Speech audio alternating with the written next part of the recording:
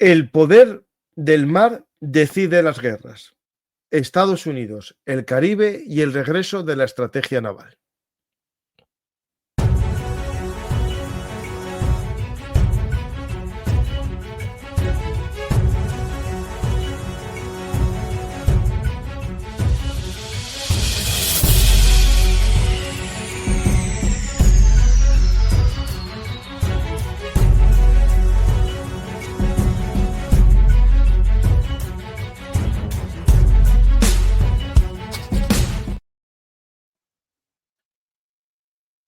Como decía aquella máxima, España, recuerda que tú una vez reinaste en los mares.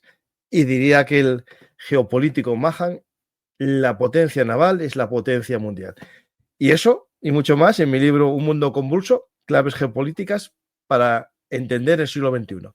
Pero, ¿por qué digo esto? Porque hoy vamos a hablar con nuestro amigo, el almirante de la flota, Juan Rodríguez Garat, sobre el poder naval. Hola, Juan. ¿Qué tal? Buenas noches.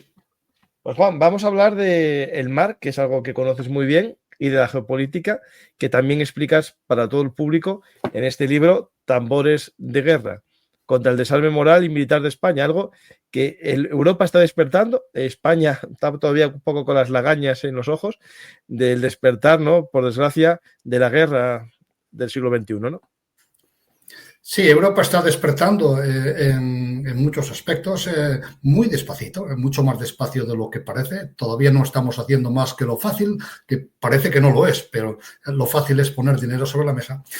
Pero cuando miramos hacia la mar, Europa sigue completamente despistada. En este momento, el mar es una incógnita para la mayor parte de los europeos y apenas nos damos cuenta de las muchas cosas que están pasando allí. Claro, esto es importante entender, ¿no? Que el mar es la forma de transporte de las mercancías mundiales. No sé si el 80-85% de las mercancías del mundo se transportan por el mar. Es decir, aunque no le vemos la importancia militar, es una importancia policial. Tendría eso ya por una base, ¿no? Por ahí, para empezar a hablar, ¿no? Sí, bueno, efectivamente, aunque ese aspecto del camino, la mar como camino, es el menos discutido hoy día. Fue muy importante pues en el siglo XIX, a raíz de los estudios estratégicos de Mahan, se convenció a las grandes potencias occidentales, sobre todo a Estados Unidos, pero también a Gran Bretaña y a Alemania, de que el que domina el mar domina el comercio, algo que ya había dicho el pirata Walter Raleigh, muy conocido por los españoles, ya había dicho: el que domina el mar domina el comercio, el que domina el comercio domina las riquezas del mundo y el que domina esas riquezas domina el mundo, ¿no? Ese era el concepto del siglo XIX, pero poquito a poquito la mar ha adquirido otras importancias, otras razones estratégicas para estar en la mar. Una de ellas es que es una enorme fuente de riquezas cada vez más y en particular se van a abrir un nuevo potencial, sobre todo en el Ártico a medida que se deshiela, pero es ya una importante fuente de riquezas. Y luego, algo que no era en la época de Mahan, el mar ahora es una enormemente importante parte del tablero estratégico global. Basta ver lo que está ocurriendo en Venezuela para ver que no tiene nada que ver con la mar como camino, no tiene nada que ver con la mar como frontera, que también lo ha sido en el pasado, no tiene nada que ver con la mar como fuente de riquezas. Ahora es sencillamente otra cosa, es un espacio de maniobra que las grandes potencias, que quienes tienen las fuerzas suficientes, fuerzas navales suficientes, pueden utilizar para decidir cómo enfocan el mundo y sobre todo para tener la posibilidad de escoger si uno quiere enfrentarse con los problemas del mundo en su propio territorio o en el territorio de los demás, que es una decisión que países como Estados Unidos tienen muy clara porque les sirvió de mucho en la Segunda Guerra Mundial. Estamos hablando de la posibilidad de proyectar fuerza, es decir, aquellos que minusvaloran los portaaviones, los grupos de ataque, en el fondo están diciendo que una nación no vaya a tener capacidad de proyección más allá de sus fronteras terrestres, ¿no? Así es, evidentemente se pueden desplegar fuerzas terrestres, fuerzas aéreas, si uno tiene bases suficientes, pero el despliegue inmediato que permite una fuerza naval, pues no lo tiene. La libertad de los mares no existe sobre la Tierra y por lo tanto es algo que revaloriza, por así decirlo, el material que uno pueda tener embarcado a pesar del coste adicional que se supone comparado con el tener el mismo material en tierra, ¿no? Pero efectivamente esa libertad de los mares, esa capacidad que tienen quienes pueden hacerlo, sean buenos o malos, de convertir a la mar en su aliado, es una gran ventaja estratégica que quienes tienen esa cultura marítima. No la tuvo España durante muchos siglos, no la tiene Europa ahora, pero quienes tienen esa cultura marítima evidentemente pueden aprovechar. Y en primer lugar está Estados Unidos, entiende perfectamente de qué sirve el poder naval ahora, cuál es su valor, pero cada vez más va creciendo esa misma sensación, esos mismos conceptos van creciendo en China y seguramente en 20, 30, 40 años veremos un enfrentamiento bélico o no, que no se sabe, pero veremos un enfrentamiento por el dominio del mar y de ese enfrentamiento probablemente se decida ahí en ese enfrentamiento a quién domina el mundo. Bueno, me alegra oír 20 o 30 años, porque hay momentos que yo lo veo más cerca. Pues... No, bueno, eso es que parece que sí, pero en realidad no es tan fácil, crear poder naval. Eso no basta con construir un portaaviones o que tenga catapultas electromagnéticas. Todo en la milicia va muy lento. Para empezar, si yo, lo he dicho muchas veces, si China construye un portaaviones ahora, tardará probablemente 30 años en que el comandante de ese portaaviones haya embarcado en ese portaaviones durante su carrera. Mientras tanto, será un señor que pasaba por allí. Y eso, simplemente eso, la formación del personal da pie a tiempos muy, muy largos de capacitación. Es muy difícil llegar a ser eficaz en las áreas más complejas de la guerra y no basta comprar un aparato y sacarse el carnet de conducir para pensar que eso va a dar resultado, ¿no? Lo hemos visto en muchos países y una marina de guerra no se crea en 10 minutos. Si miramos, por ejemplo, por poner un ejemplo histórico, ¿no? ya que nos gusta a los dos, cuando la España del siglo XVIII, Patiño, decidió crear la Escuela Naval en 1717, tardó prácticamente, déjame que haga las cuentas, más de 50 años en que el jefe de aquella Real Armada hubiera pasado por la Escuela Naval. Durante los primeros años es que no había ni siquiera profesores, porque aquello hubo que coger profesores civiles del Colegio de San Telmo, de pilotos o de la casa de contratación, porque la Armada no tenía eso en su seno. Y ha sido muy poquito a poco que esa ilustración llegó a influir de verdad en los oficiales de la Armada. Tardó muchos, muchos años en conseguirse esa Armada ilustrada a partir de la semilla de Patiño. Y eso pasa igual hoy día. No basta construir un bonito barco para tener poder naval, porque el barco hay que crear, además de ese barco, hay que crear personal capacitado, doctrina de empleo, hay que asegurarse de que ese barco, que es un prototipo inicialmente, es un barco sólido, fiable. No, yo creo que, sinceramente, puedes estar tranquilo. China tardará 30 años en poder desafiar al poder naval norteamericano. Y eso ya es suficientemente preocupante, porque los años pasan muy deprisa. Sí. Y si el otro no hace los deberes, la brecha se aumenta. Porque, por ejemplo... aunque los hará, Estados Unidos los hará. Estoy seguro de eso. Tiene todavía un cierto adelanto tecnológico que le da pues el haber estado en la mar muchísimos años mientras China no lo estaba, ¿no? Pero evidentemente la inversión de China en tecnología, la formación de ingenieros de manera masiva, todo esto, el dinero gastado en investigación acabará dando resultados y probablemente en esa fecha, dentro de 30 años más o menos, por poner una fecha, pues es probable que la tecnología de China esté a la altura de Estados Unidos y que, por lo tanto, en números también estarán ya cerca, entonces, y por lo tanto, pues habrá una pelea, no necesariamente un combate, pero sí que habrá una disputa del dominio del mar en el que pues terminará ganando probablemente la potencia que tenga más recursos y seguramente esa potencia será China. Pues vamos a ver que eso no pase, porque a mí me afectará de mayor, pero a nuestros hijos y nietos, ¿no? Estarán ahí en pleno vida, ¿no? Pues vamos a ver un poco el poder naval, ¿no? Y en el caso, por ejemplo, de Estados Unidos, ¿no? Que es el poder naval, digamos, actual más potente, porque no solamente es que tengas capacidad en tus aguas marrones, ¿no? Es decir, en esas aguas costeras, sino una capacidad de desplegar fuerza por todo el mundo. Aquí tengo un poco una visión, ¿no? De la US Navy Fleet, ¿no? La flota, y cómo está todos los mandos, ¿no? De las flotas estadounidenses, ¿no?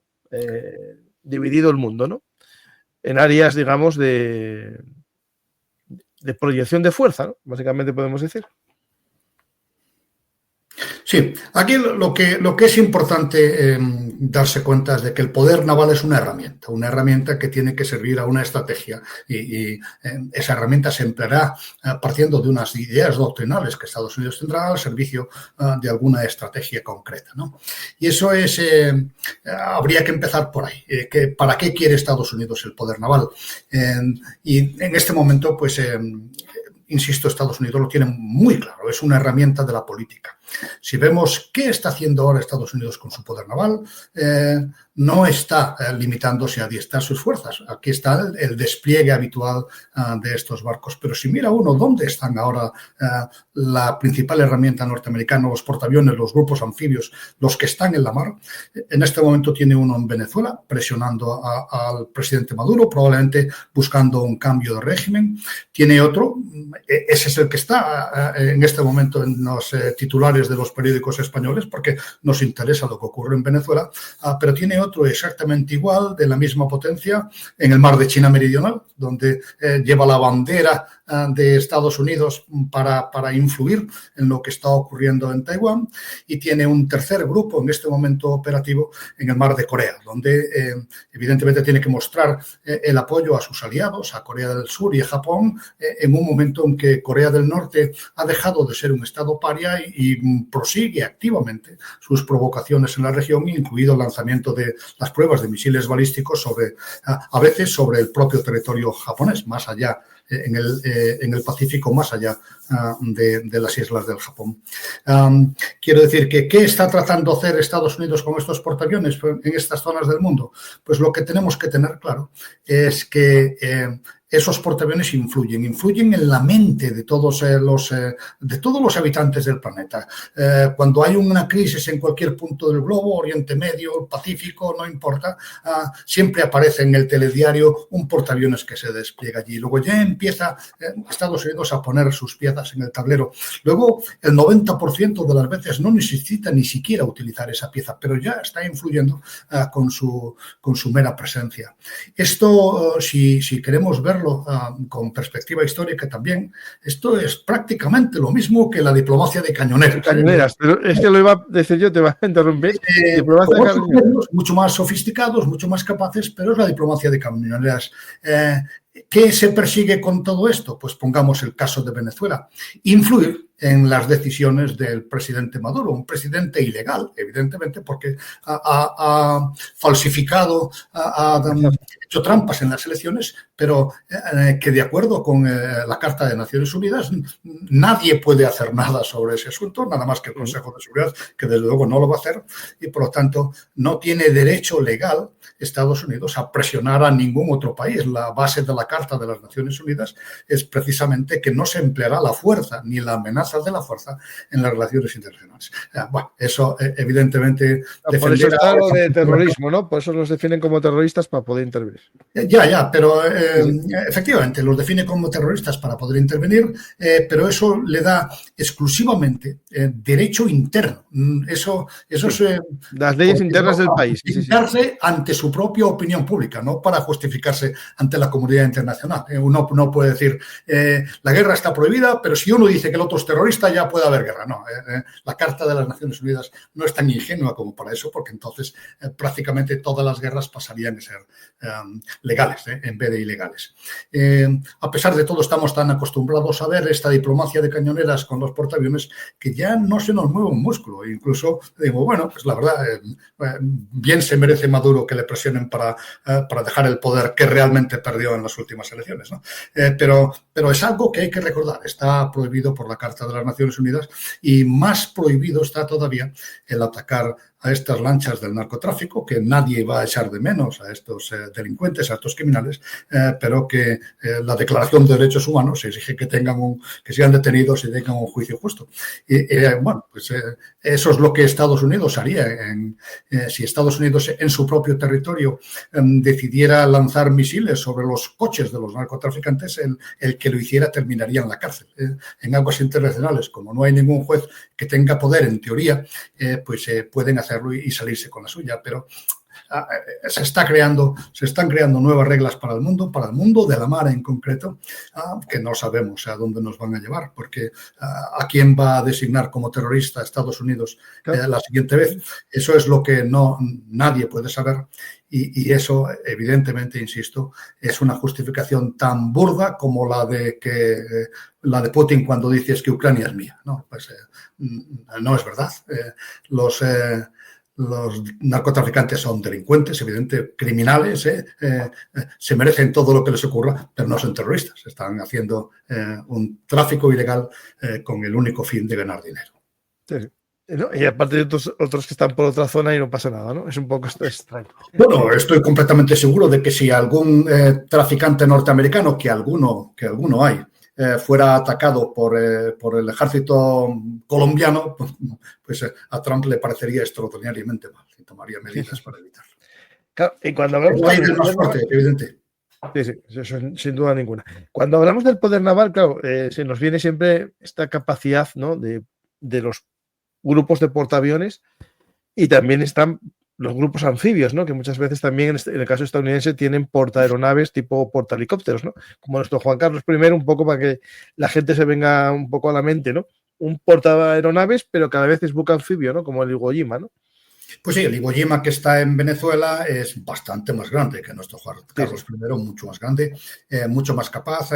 En general, Estados Unidos, de la misma manera que despliega a portaaviones, despliega unidades anfibias, unidades expedicionarias anfibias de alrededor de 2.500, 3.000 soldados. A 3.000 efectivos, y suele llevarlos pues en buques anfibios como el Iwo Jima, que es un portahelicópteros anfibio que lleva también Harrier embarcados, un barco muy grande, de más del doble que nuestro Juan Carlos I, y luego también están los buques dique de desembarco de la clase San Antonio, que también son buques muy capaces, parecidos, también más grandes a nuestros Castilla y Galicia.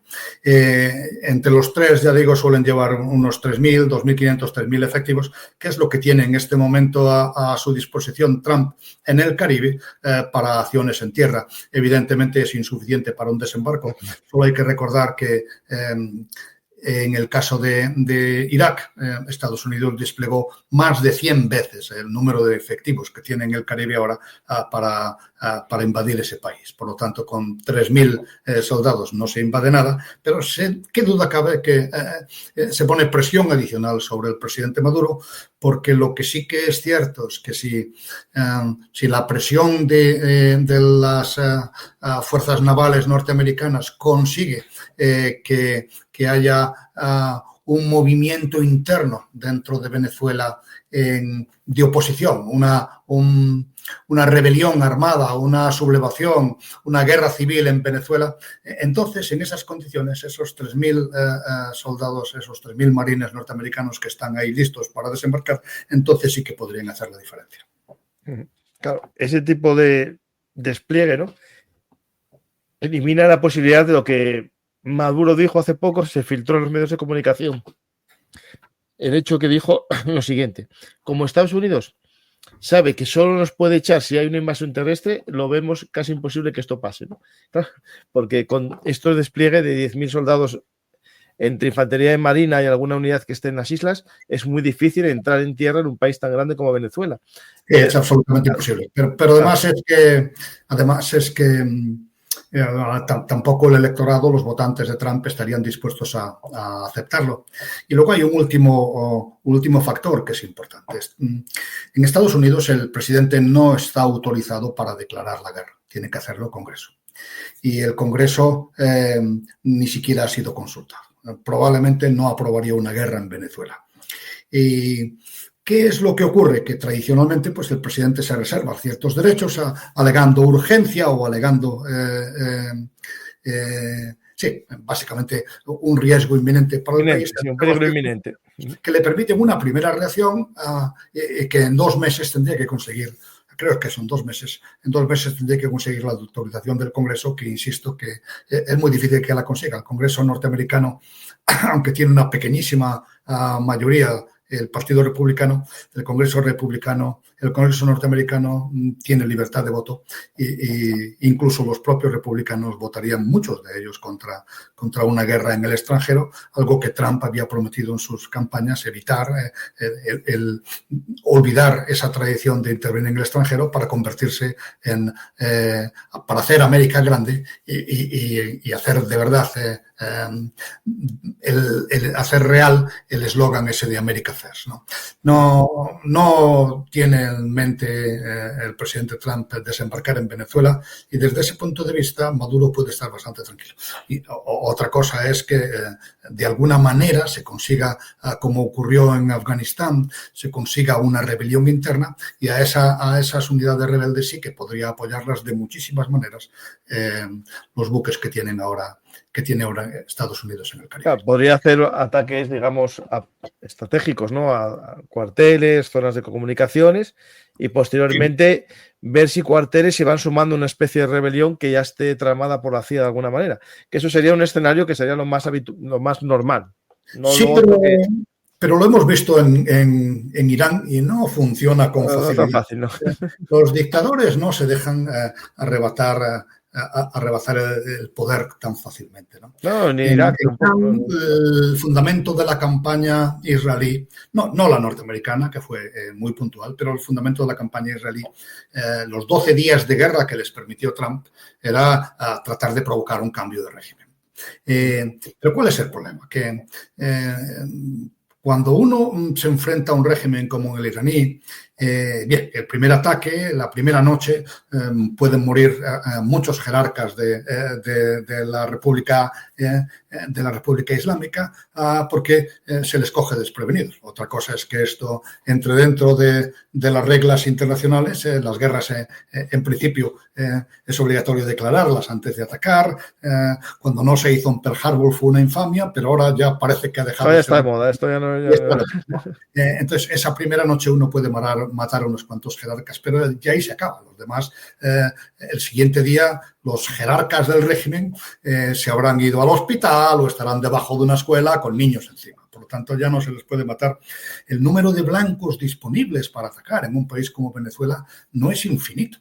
Seguramente, si uno consigue atacar desde todas las instalaciones donde se facilita el narcotráfico, donde se manejan las drogas o donde se mueven las drogas de un lado para otro, hasta los cuarteles importantes del régimen, enseguida se queda uno sin más blancos que bombardear.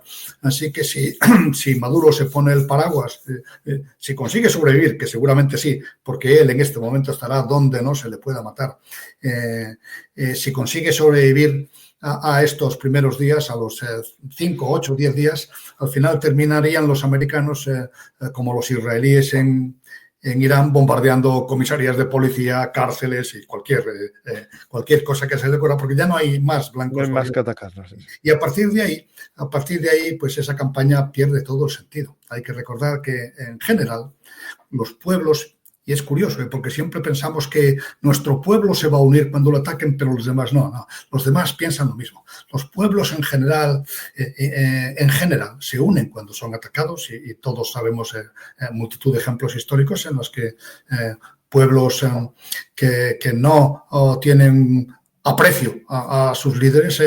Una vez que su líder es atacado desde fuera, cambia la forma de entender la situación y dice que es nuestro, aunque sea malvado, es nuestro malvado. Ustedes no pueden tocar. Le insulto yo, pero ustedes no. Claro, en este caso, claro, es lo que no sabemos cómo se puede valorar este caso, ¿no? Con un 80% de votos en contra de él, de los que viven en Venezuela y los que no están, pero es lo que comentas, es decir, me imagino que Putin, cuando hizo la operación especial, pensaba que no iba a haber resistencia.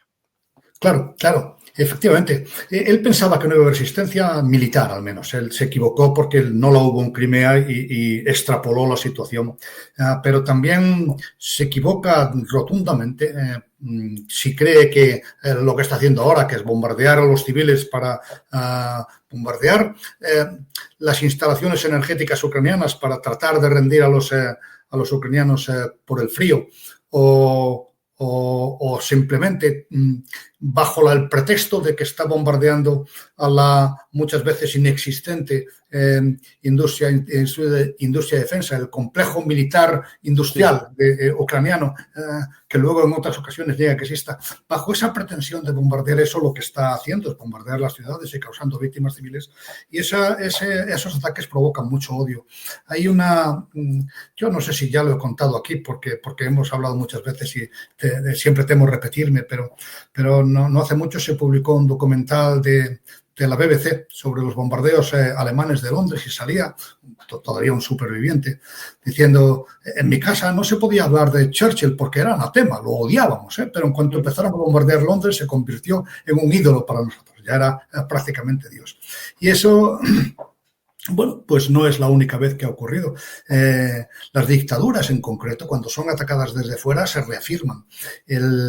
Las manifestaciones contra el general Franco, por ejemplo, en los primeros años de la dictadura en España, desde fuera, cuando, por poner un ejemplo, se le prohibió a España el acceso a la ONU, cuando había manifestaciones contra el régimen español en capitales extranjeras, eso unió a la sociedad española. Yo recuerdo que está en la hemeroteca que había manifestaciones en España precisamente provocadas por esa hostilidad desde fuera. Y lo mismo acabamos de ver que ocurría en Israel, cuando cuanta más presión querían ponerse desde fuera sobre el régimen israelí, que estaba muy apurado porque no tenía el apoyo de buena parte del pueblo israelí, pero las manifestaciones en el exterior, las críticas desde el exterior provocaban el efecto contrario al deseado. Las sociedades, insisto, cuando son atacadas desde fuera, no desde dentro, sino desde fuera, la reacción natural es unirse contra el enemigo exterior. Aquí habría que ver eso, la posibilidad, ¿no?, de fomentar una división interna, pero eso llevaría tiempo y yo creo que el régimen ya se libró de las posibles, digamos, uvas podridas que tuviese dentro, ¿no?, para evitar el contagio, ¿no? Es que el problema es que lo que necesitaría rebelarse es el ejército, no es el pueblo. Claro. El pueblo puede salir a la calle, pero no tiene armas. En Afganistán, por ejemplo, donde los señores de la guerra no estaban atados al poder, sí que se pudo organizar algo parecido. Y fueron al final los propios afganos los que se libraron del régimen talibán por un tiempo. 20 años después, al final, fueron los talibanes los que ganaron la partida. Pero... En Venezuela no es así. En Venezuela el ejército está más consolidado, está probablemente más sometido, más disciplinado al poder político de lo que estuvo nunca en Afganistán. Por eso, y lo mismo ocurre en Irán, es muy difícil que el pueblo se levante solo contra los fusiles que le están apuntando, ¿no? Eso resulta muy difícil.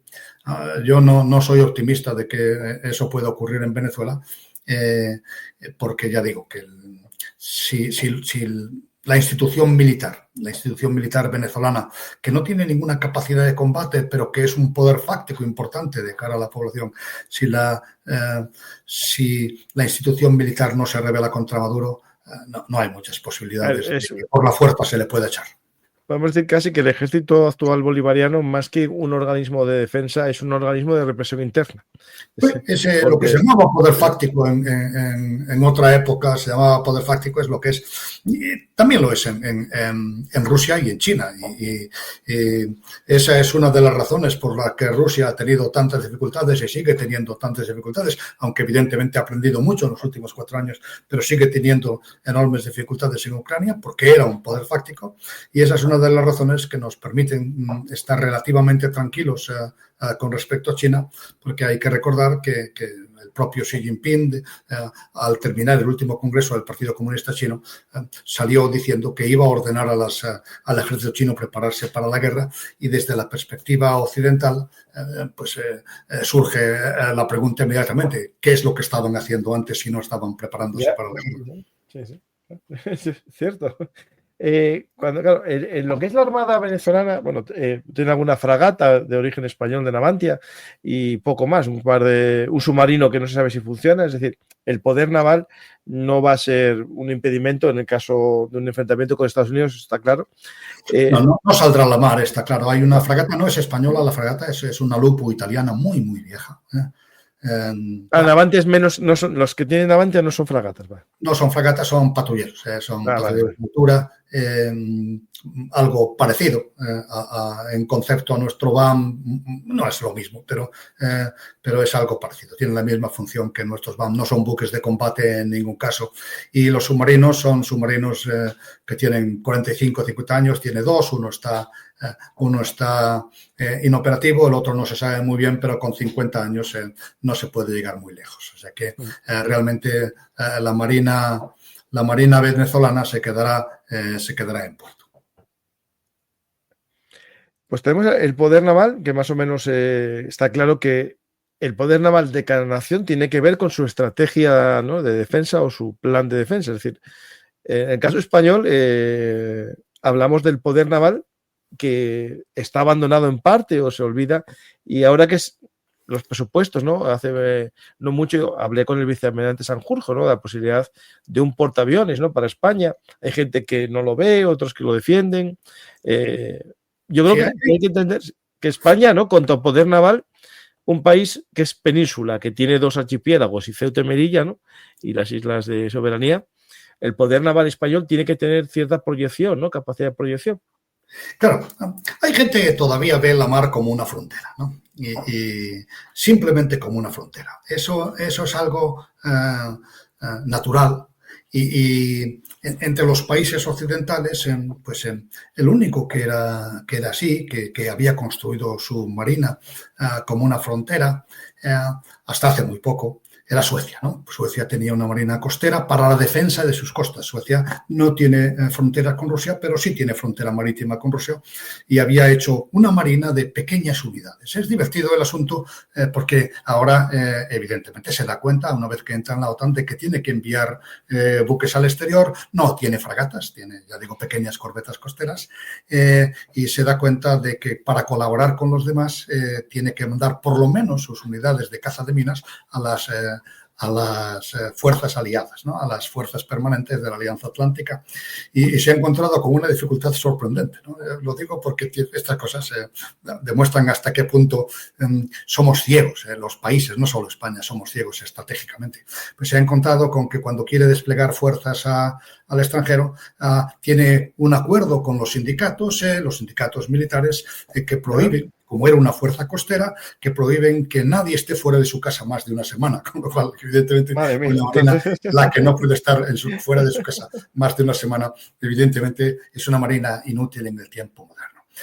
Hoy día, el ver a una marina de guerra, a la Armada Española, como una fuerza de defensa costera, incluso a larga distancia, el viejo eje estratégico Canarias-Baleares estrecho de la posguerra española, que tenía o podía tener sentido. Entonces, el crear una armada para eso carece de sentido, porque si es para defender el mar de Alborán, lo puede hacer perfectamente el ejército del aire, está ahí al lado, ya no tiene, y tiene unidades rápidas y letales, mucho más rápidas y letales que cualquier pequeño patrullero lanzamisiles que pueda tener la Armada, y precisamente por eso pues la Armada hoy día no tiene pequeños patrulleros lanzamisiles. Es una misión que ya no nos corresponde. La Armada es para otra cosa, es para ejercer el poder en los mares del mundo.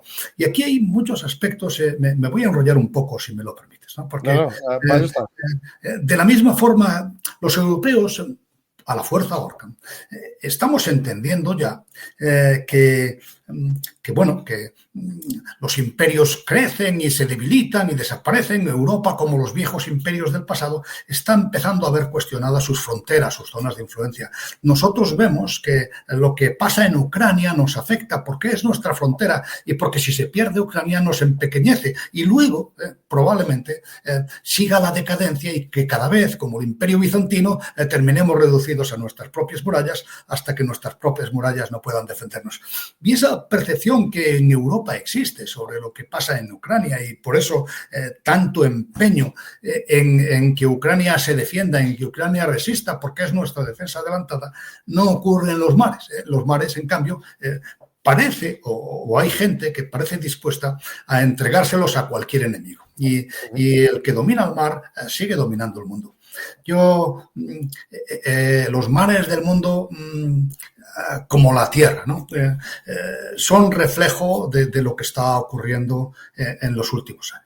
Todos hemos visto como los mecanismos, los pilares del edificio que sostenía esa paz de la que hemos disfrutado, más o menos, con sus limitaciones. Había guerras civiles, guerras proxies, pero esa relativa paz que el mundo disfrutó desde la Segunda Guerra Mundial, pues se ha ido desmoronando poco a poco a medida que caía la Carta de las Naciones Unidas, desapareció su influencia ya desde la invasión lo he dicho muchas veces, pero la invasión de Ucrania por Putin va a tener el mismo efecto sobre la Carta de las Naciones Unidas que la invasión de Abisinia por Mussolini en la Sociedad de Naciones.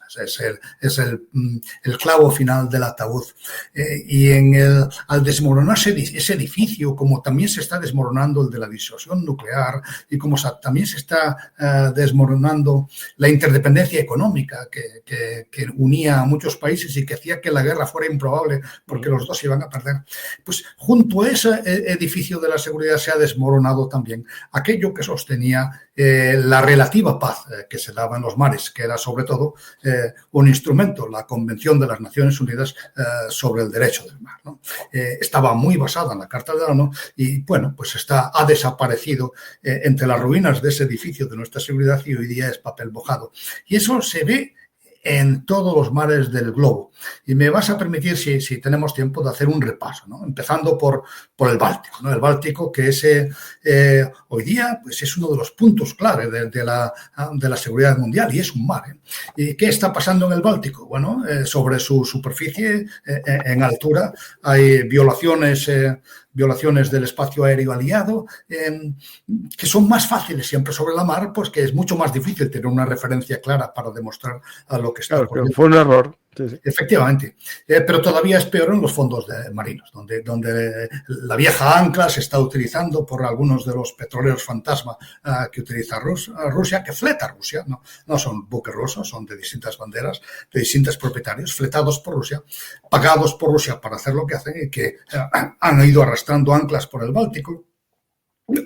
A propósito o sin querer, es igual, para romper los cables submarinos. La Convención del Derecho del Mar prevé que el fondo marino está a disposición de todos para tender cables. Bueno, pues también está a disposición de todos para romperlos. Si salimos del Báltico y vamos al Mar del Norte, nos encontramos, los daneses lo han visto, que esos mismos buques fantasmas, han salido drones de los que están paralizando los aeropuertos europeos. Más allá, los propios buques fantasma son bombas ecológicas, son buques parecidos al Prestige de esa generación, a veces sin doble casco, sin ninguna garantías de que no se va a producir un naufragio que vuelva a dañar ecológicamente nuestros mares. Salimos al Atlántico y allí hemos visto que un mar que parecía haberse pacificado después de la caída del Pacto de Varsovia ha vuelto a las andadas. Los americanos habían desbandado creo recordar, en 2011 la segunda flota, la del Atlántico, y la han vuelto a reactivar en 2018.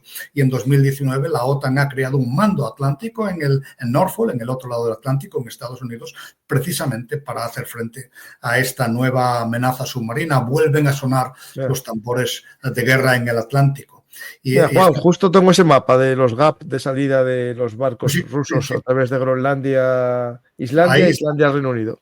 Pues vuelven a ver submarinos rusos, muchos de ellos con armas nucleares, navegando por esas zonas y buques aliados tratando de encontrarlos.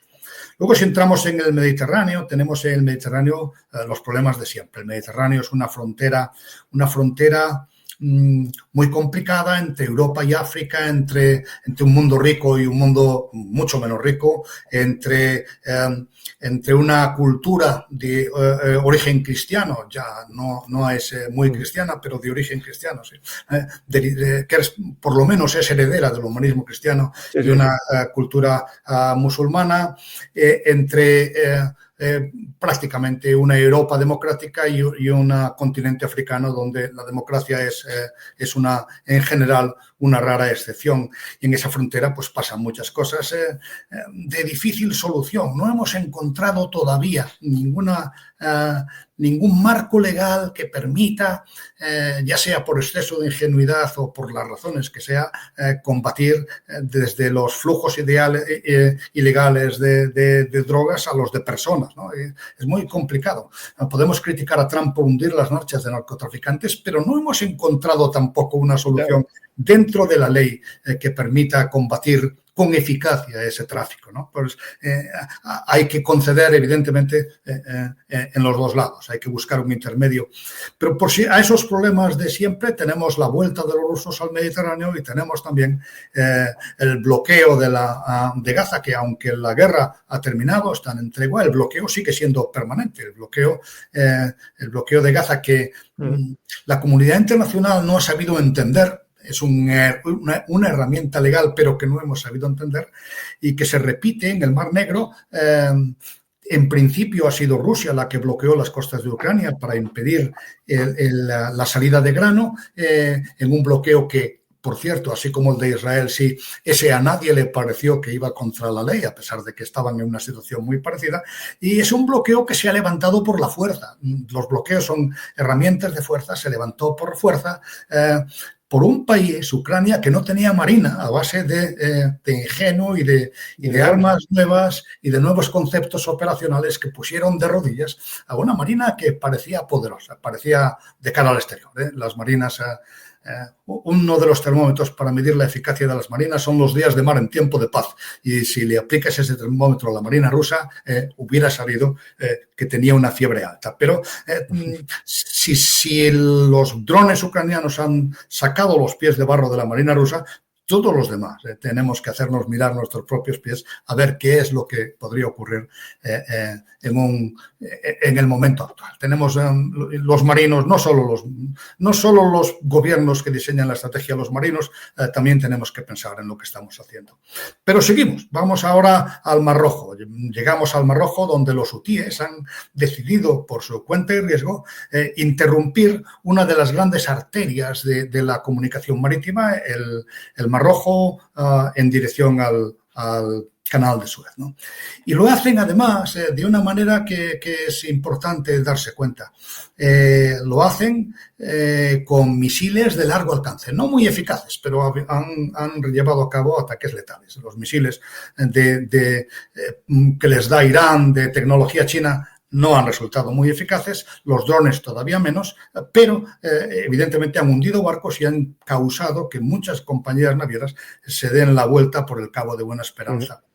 Los esfuerzos que ha hecho el mundo occidental desde los países europeos, España por desgracia lamentablemente no estuvo allí, pero los países europeos y también los norteamericanos y los israelíes para conseguir que los hutíes dejaran de hacer eso fueron baldíos, porque como no estamos dispuestos a poner pie en tierra, evidentemente a los hutíes el que les bombardee en su país les importa muy muy poco. Porque no tienen mucho que destruir tampoco, ¿sabes?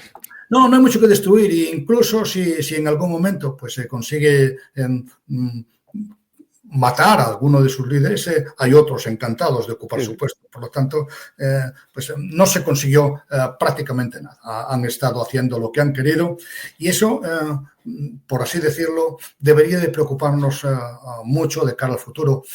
Entre otros a los españoles, que allí no quisimos estar, pero que tenemos que darnos cuenta de que lo que ocurre en el Yemen, que estás proyectando en este momento el mapa, también está ocurriendo. Ese estado fallido, esa guerra civil, también está ocurriendo en muchos países del Sahel, ¿no? Y si cualquiera de los grupos que combaten en el Sahel contra las juntas militares, grupos islamistas, clanes, milicias, si cualquiera de ellos, y en concreto, si cualquiera de los grupos islamistas, yihadistas del Sahel consigue un pequeño espacio de libertad y quiere hacerlo, seguramente encontrará a quien le dé drones y misiles balísticos que le permitan atacar al tráfico en el mar de Alborán o en el Golfo de Cádiz. Y ahí sí que entonces estaríamos nosotros involucrados necesariamente en la defensa. Y no tenemos, en este momento, no tenemos con qué.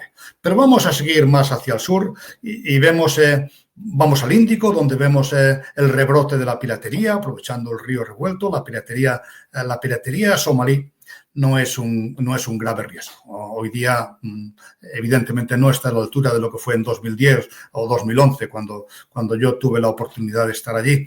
Pero, bueno, puede serlo. Si se le permite crecer, puede serlo. En este momento no tienen los fondeaderos que tuvieron en la época de 2010, 2011, porque la situación en tierra está más controlada. Pero hay grupos yihadistas empeñados en que ese relativo control desaparezca y que volver a esa situación del pasado.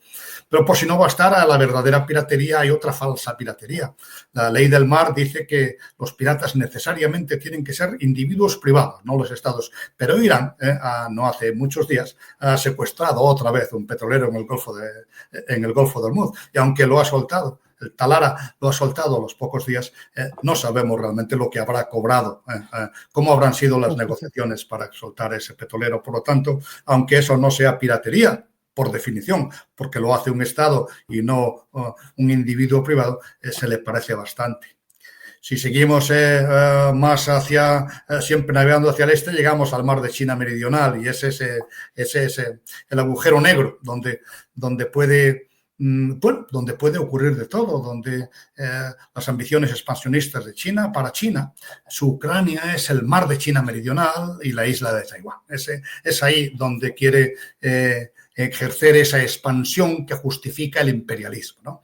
Y bueno, lo está haciendo allí. En este momento hay un portaaviones norteamericano en el mar de China Meridional, en el Nimitz, pero lo que se está cociendo allí es un enfrentamiento no para este año ni para dentro de 10, puede que sí, para dentro de 20 o 30, en el que pueden enfrentarse los dos grandes colosos sobre la mar, lo que hace que el enfrentamiento sea más probable, porque si se trata de un enfrentamiento sobre la mar es mucho más fácil que el resto de la humanidad pueda sobrevivir, pero en ese enfrentamiento nos vamos a jugar mucho de nuestro futuro y ganará ese enfrentamiento el que sea capaz de integrar mejor sus fuerzas en todos los dominios, y precisamente por eso, además de la batalla tecnológica en este momento, hay una batalla cultural, una batalla doctrinal en la que Estados Unidos y China se juegan, insisto, mucho, y la humanidad también, porque China, incluso si llega a la cumbre de la humanidad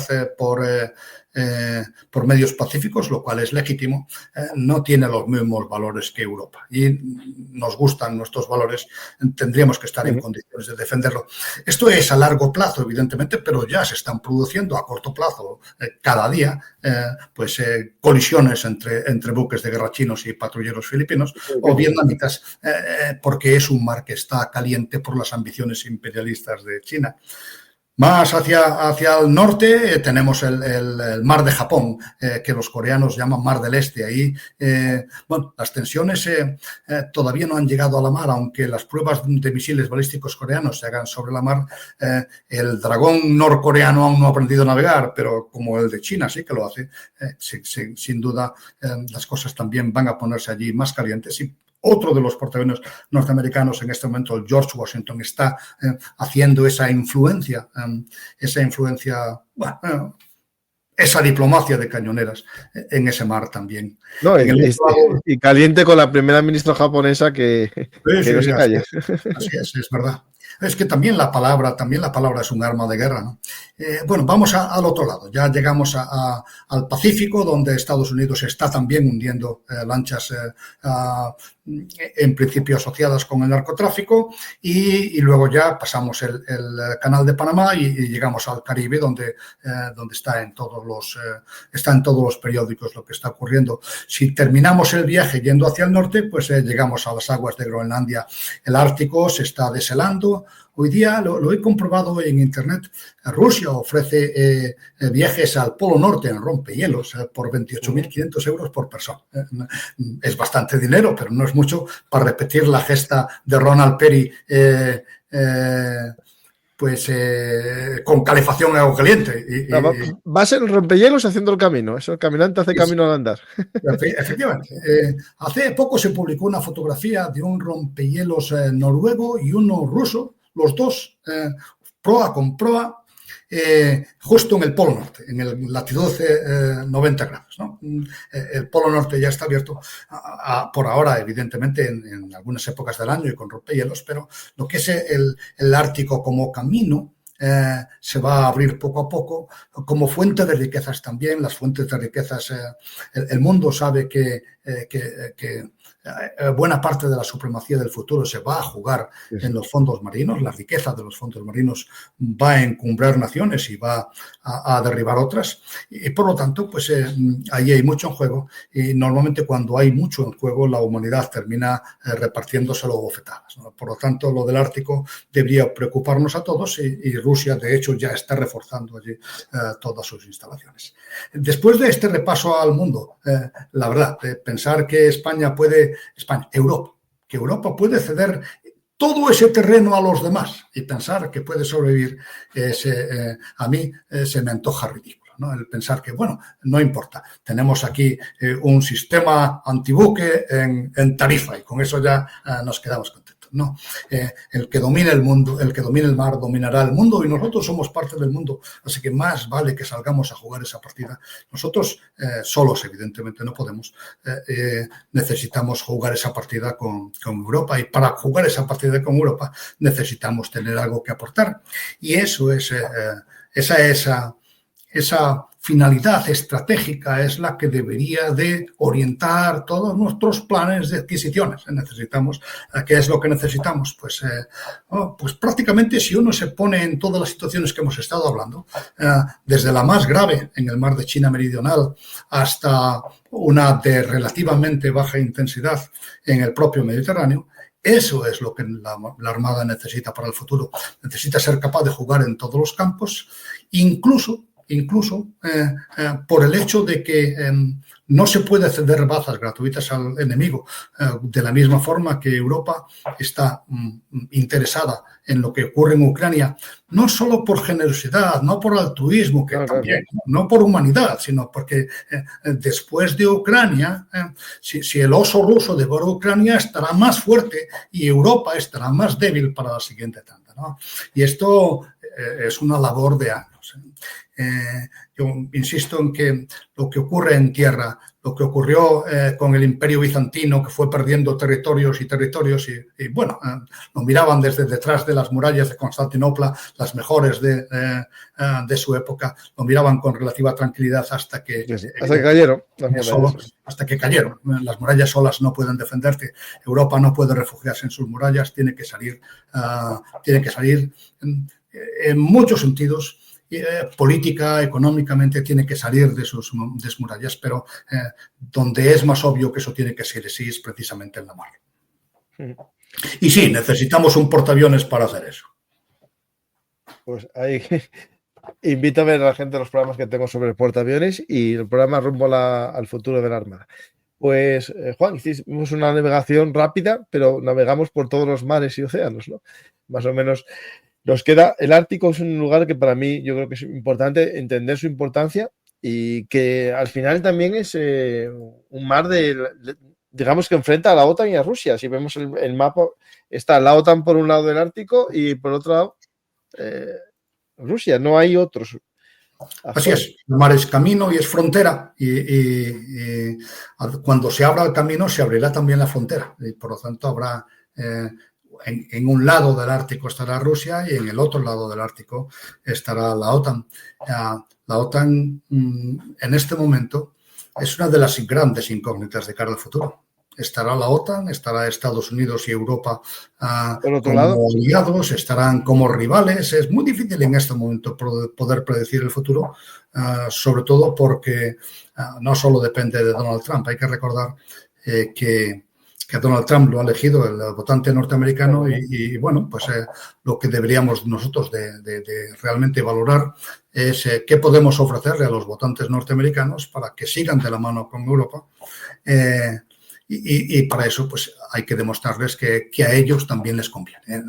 No puede ser que tengan que poner un paraguas gratuito porque como dice el presidente Trump, entre Rusia y ellos, entre Rusia y Estados Unidos hay un océano en medio que no lo tiene Europa, ¿no? Tienen una garantía.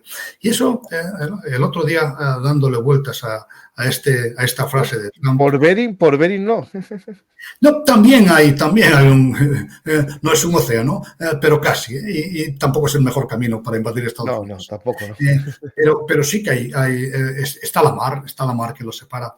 La mar puede ser incluso un pequeño brazo de mar, incluso hay que recordar el Canal de la Mancha, un estrecho bastante estrecho, como el Canal de la Mancha, mantuvo a Gran Bretaña a salvo de las divisiones blindadas de Hitler. Por lo tanto, la mar importa. Y esa mar, pensando en las riquezas de la mar, que nosotros evidentemente valoramos, es importante las riquezas de la mar, pero esa mar es ese océano que hay en medio entre Rusia y Estados Unidos, es lo que ha permitido al presidente Trump ahorrarse casi 50.000 millones de dólares al año de ayuda a Ucrania, que ahora tiene que pagar Europa en su lugar, ¿no? 50.000 millones de dólares al año es lo que está sacando en este momento Trump del Océano Atlántico. Y cuando, por ejemplo, poner un ejemplo, España, que es un país que tiene una industria pesquera poderosa, saca del mar en bruto poco más de 2.000 millones de euros cada año. 25 veces más ahorra Estados Unidos de lo que es ese esfuerzo de la mar por tener un océano al medio y por tener, evidentemente, a la US Navy encima de ese océano. Porque el océano que mantuvo a Estados Unidos a salvo en la Segunda Guerra Mundial no mantuvo a salvo a Alemania de los Estados Unidos. El que domina la mar, pues evidentemente tiene esa ventaja, puede decidir, y esto es algo que creo que deberían tener claro los europeos. El que domina la mar puede escoger si combate aquí o allí, y eso es una ventaja enorme geoestratégica, pero también es una ventaja enorme social. Las sociedades sufren mucho menos y son capaces de dar lo mejor de sí mismo si llega a ser necesario en un conflicto armado, porque sabe que tienen su casa segura. Sí. Eso no hay dudas ninguna. De hecho, preguntan por aquí justo la reflexión que estás haciendo sobre la OTAN, Europa, Estados Unidos. La entrevista de Kasparov, ¿no? Que hizo también su reflexión, ¿no? Sobre la OTAN y Europa. Y yo creo que en el fondo los europeos tenemos que empezar a tomar conciencia de que, aunque seamos amigos y aliados de Estados Unidos, tenemos que ser nosotros los responsables de nuestra seguridad. Y eso no evita que tengamos otro club más grande, ¿no? Pero que al menos nuestro club, que es la Unión Europea, tenga su propio sistema defensivo, ¿no? Así es, la OTAN nunca ha sido un acto de generosidad de los Estados Unidos. Hay que, en parte sí, evidentemente, se trataba de defender Europa, pero lo que defendía Estados Unidos en Europa eran sus propios intereses. Europa para Estados Unidos era como es Ucrania para Europa ahora, era su frente adelantado, donde iba a parar a su rival de entonces. Es cierto que ese rival de entonces, que era el Pacto de Varsovia, la Unión Soviética, ha desaparecido. Rusia no es un gran rival, tiene armas nucleares, pero poco más. No es un gran rival desde la perspectiva norteamericana. No basta ni en la mar, ni en tierra, ni en el aire. No tiene esa capacidad. Y eso es precisamente por lo que mientras a Estados Unidos le surge un nuevo rival de verdad en China, lógicamente tiene que ajustar su estrategia. Ya Estados Unidos ya no defiende su propio continente en Europa, ahora va a tener que defenderlo en el Pacífico, básicamente. Y eso, como va a ser así, pues tiene que tomar sus propias medidas. Europa puede en este momento aceptar con resignación que Estados Unidos se marche, reforzándose a sí misma para estar a la altura de las grandes potencias. Lo decía el otro día la presidenta de la Comisión. Dice cosas sensatas, otra cosa es lo que luego se puede hacer a partir de lo que dice, pero dice cosas sensatas. Estamos rodeados de imperialismo, de potencias que o son agresivas o son ambiguas con respecto a Europa, y Europa necesita crear una nueva Europa, una Europa capaz de jugar en las grandes ligas geoestratégicas, no solo militar. Lo militar viene asociado a todo lo demás. El que no tiene fuerza militar realmente no tiene más. Europa tiene que hacerlo, pero tiene probablemente al final dos alternativas en esta tesitura. Una, a romper amarras con Estados Unidos y defenderse sola, o la otra es acompañar a Estados Unidos. Acompañar a Estados Unidos en un quid pro quo. Necesito a Estados Unidos en Europa. Proyectemos también el poder de Europa en donde Estados Unidos le interesa. Cualquier intermedio de las dos no va a dar resultado, no se puede sostener porque en política internacional nadie es altruista todo el tiempo. Uno puede ser altruista durante algunos periodos, pero al final las naciones miran por sus intereses y o somos un aliado útil para Estados Unidos en todo el mundo o dejaremos de serlo, o de poder contar con él en Europa de manera, por así decirlo, que fuera hasta contra sus propios intereses. Yo pienso que esto se está planteando y que falta que la opinión pública se involucre, porque estamos hablando de cosas muy serias. Estamos hablando de el futuro de nuestros hijos, de nuestros nietos, y nos preocupa mucho más, no sé, un punto en el salario mínimo nos moviliza mucho más que lo que está ocurriendo en el Bueno, y lo que pasa en Gran Hermano y lo que pasa en la Liga de Fútbol. Pues sí, efectivamente, nos preocupa más eso. No tenemos mucha voz a la hora de hablar de estos asuntos. Yo alguna vez he dicho que bien, si el gobierno ahora decidiera que determinada enfermedad de determinado tipo de cáncer no iba a ser curado en nuestros hospitales porque no era rentable o porque había que hacerlo con tecnología norteamericana, la sociedad entera se hincharía encima del gobierno. Mientras que si decide, que no es lo mismo, pero si decide prescindir de la aviación embarcada, a nadie le importa nada, porque no consideramos que sea una herramienta útil, o casi nadie considera que eso sea una herramienta útil para los españoles. Y yo creo que nos estamos equivocando. Cada cosa en su sitio. La salud es muy importante, las pensiones son muy importantes, pero también la defensa también lo es. Y estamos jugando, en ese sentido, estamos jugando con fuego, porque ya no es solo lo que invertimos, sino también cómo lo invertimos, ¿no? Y no puedo estar como marino muy satisfecho de las decisiones que se están tomando en este momento en España, porque vamos a invertir en defensa más del doble. Incluso en el caso de que nos quedemos en el 2%, vamos a invertir bastante más del doble de lo que invertíamos ante unos pocos años, y no se ve que eso vaya a resultar en una fuerza naval o en una fuerza aérea o terrestre mucho más eficaces que las que teníamos. En concreto, en la Armada, lo que yo veo es que el plan de construcciones es el que teníamos cuando teníamos la mitad del dinero, y que lo único que ha cambiado es que renunciamos a reemplazar la aviación naval. O sea que vamos a tener... O sea, que me explique dónde va ese dinero. Por el doble de dinero vamos a tener una marina menos poderosa. Y eso, entiendo dónde va parte de ese dinero, evidentemente. Hay que potenciar también la industria, pero la industria es en este caso una herramienta para potenciar las Fuerzas Armadas, no es la finalidad, ¿no? Hay que aprovechar ese dinero, evidentemente, para traer tecnologías a España, para crear puestos de trabajo, pero además de crear puestos de trabajo y traer tecnología a España, hay que reforzar en serio las Fuerzas Armadas.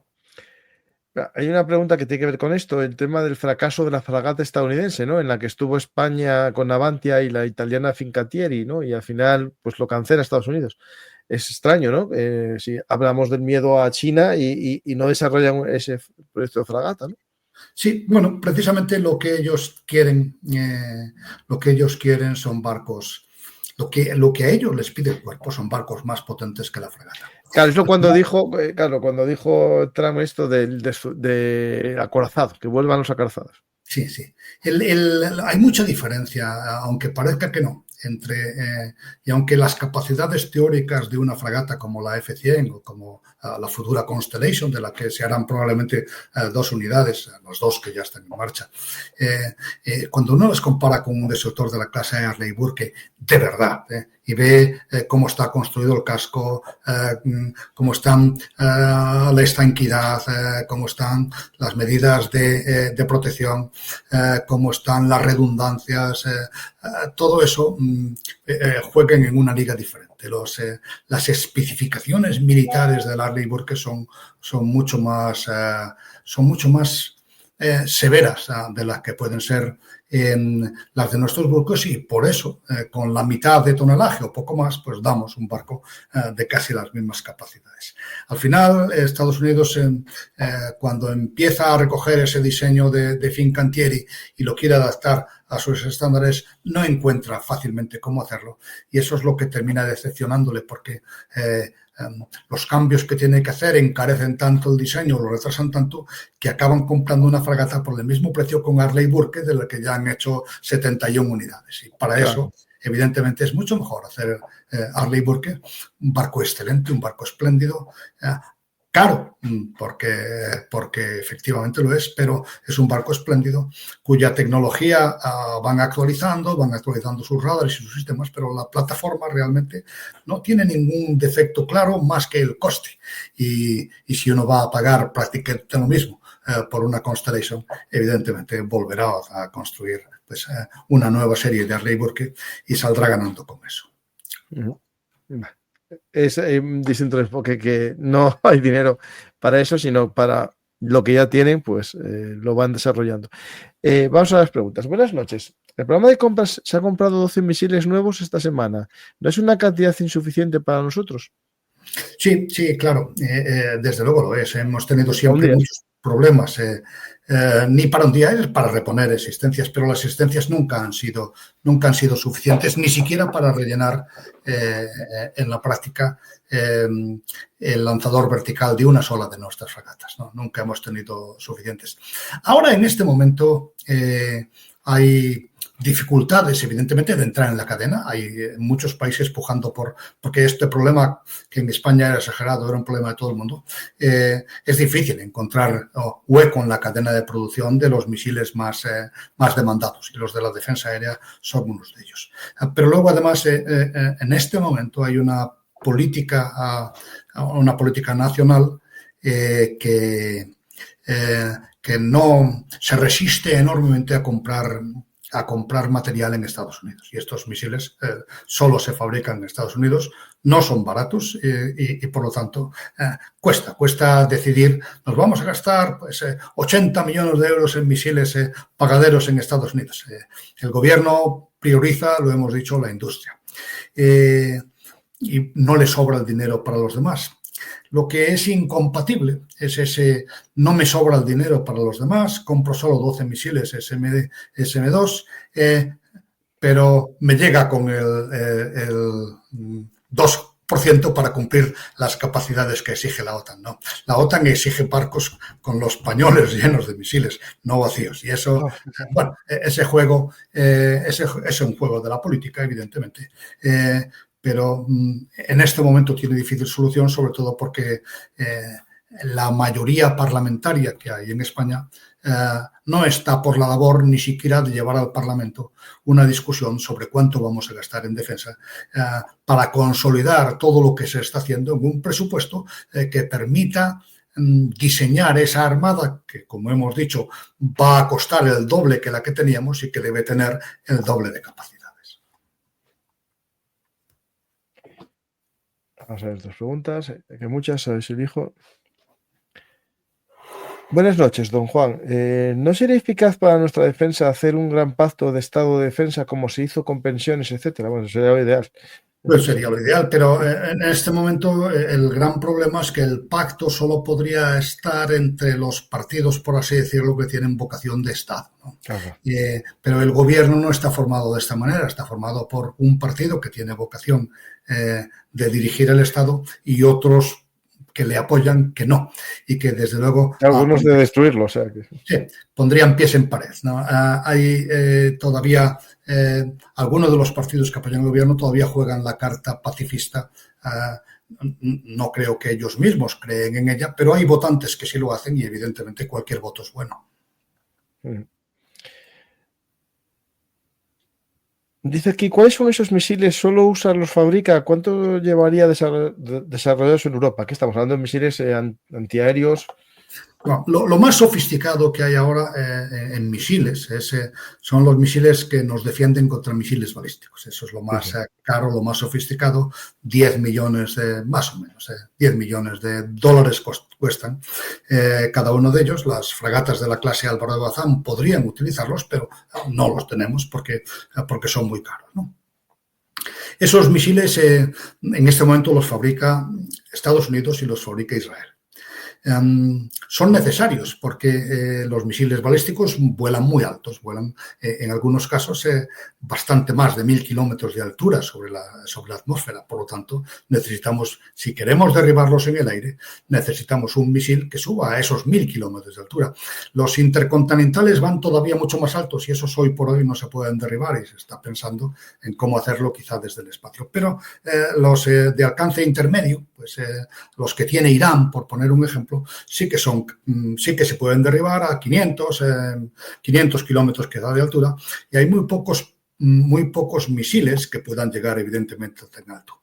La complejidad además es todavía se hace mayor porque ahí no hay atmósfera. No, por lo tanto, como no hay atmósfera, una explosión no sirve de nada y tampoco los elementos de maniobra que tienen los misiles en la atmósfera, esas aletas que se mueven para cambiar de rumbo, tampoco tienen efecto ninguno. Y por lo tanto, en la práctica, lo que son estos misiles balísticos se trata de poner a una altura que equivale a los satélites de órbita baja, poner una especie de televisión autopropulsada de forma vectorial, de forma que esa televisión sea capaz de hacer impacto a 5.000 kilómetros por hora contra un misil balístico que viene a 10.000 kilómetros por hora. Hacer impacto físico de esa televisión a ese misil balístico que viene a 10.000 kilómetros por hora. Hoy día eso es posible y lo han demostrado tanto el Arrow israelí como el estándar SM-3 o el THAAD norteamericanos. El SM-3 es el que tiene más capacidad, sube más alto. El misil de los Arleigh Burke es el que tiene más capacidad y sube más alto.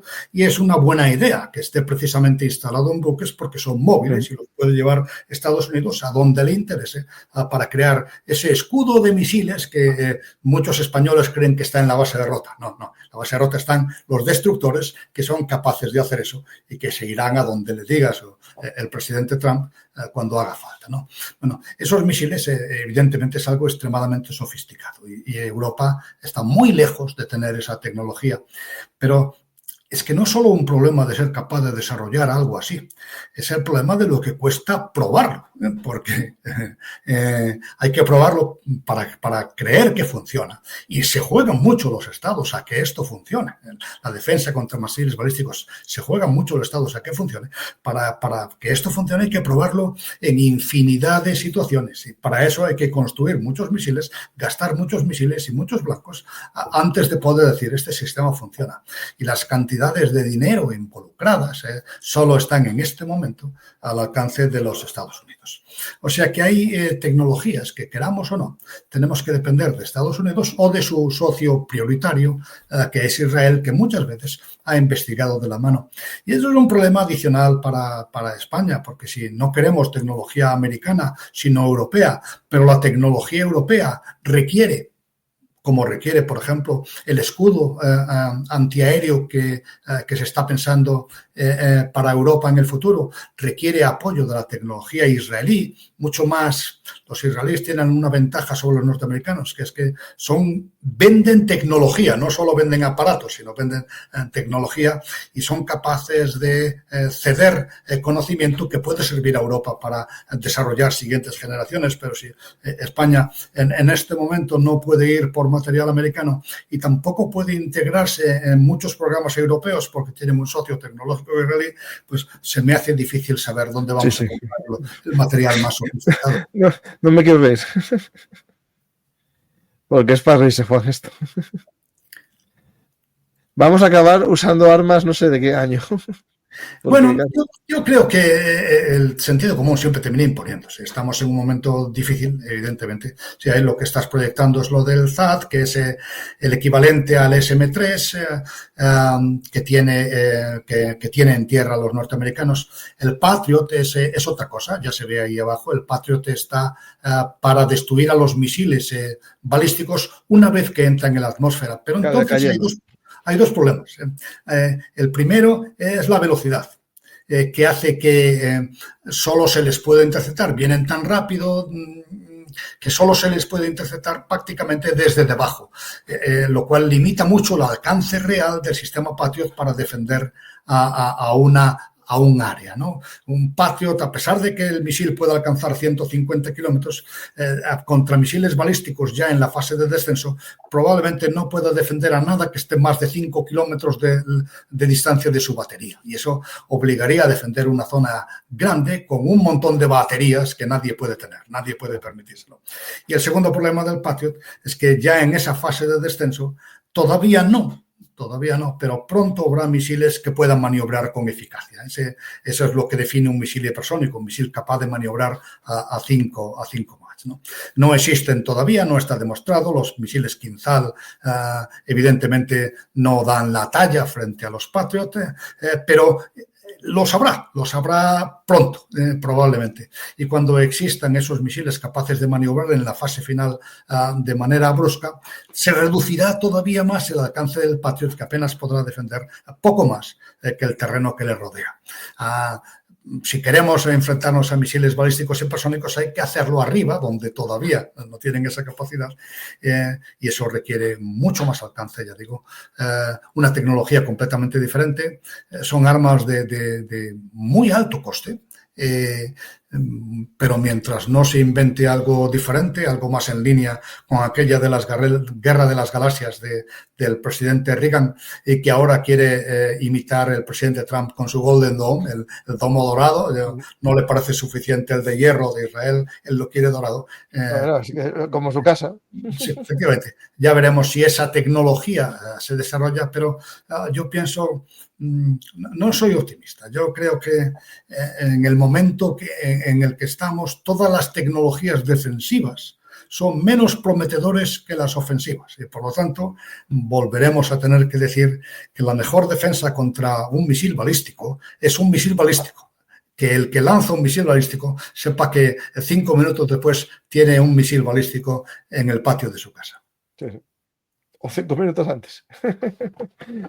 En un ataque preventivo. Bueno, aquí, almirante, ¿no infravalora usted la posibilidad de que la intervención USA se convierta en una guerra civil venezolana? Bueno, eso ya lo explicamos. Sí, la valoro, pero no es fácil, ya digo, si el ejército no se revela. Y en este momento, pues no parece que eso esté ocurriendo, aunque si ocurre, si la Agencia Central de Inteligencia norteamericana es capaz de orquestar una sublevación de las Fuerzas Armadas venezolanas, evidentemente sí que se podría producir una guerra civil, y ahí es donde Estados Unidos estaría en condiciones de apoyar a la victoria de su propio bando, del bando que escoja. Lo que pasa es que a veces, no tengo ninguna simpatía a Maduro, pero a veces las guerras civiles se convierten en un remedio peor todavía que la enfermedad. En muchos casos, véase, por ejemplo, la guerra civil siria, aquello fue mucho peor que cualquier otra cosa que podía haber pasado para terminar con el país en manos de alguien que tampoco es mucho más prometedor de cara a los derechos humanos, de cara a la seguridad del Occidente. Yo, la verdad, creo que Estados Unidos en el siglo pasado orquestó numerosas guerras civiles en Iberoamérica, ¿no? Porque también Brasil estuvo involucrado, ¿no? Orquestó numerosos golpes de Estado, guerras civiles en los países iberoamericanos. La verdad, el mundo podría haber estado mejor sin ellos.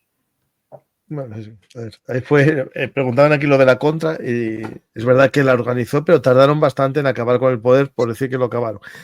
Hay un tema que preguntan por aquí sobre las S-80. Buenas noches. ¿El programa de las S-80 no se ha quedado corto? ¿No cree que la capacidad solo con 4 habría que tener como mínimo 6? Sí, la Armada evidentemente piensa así, ¿no? Siempre lo ha dicho. El problema, o por así decirlo, la decisión, evidentemente hay que pagar esos submarinos. La decisión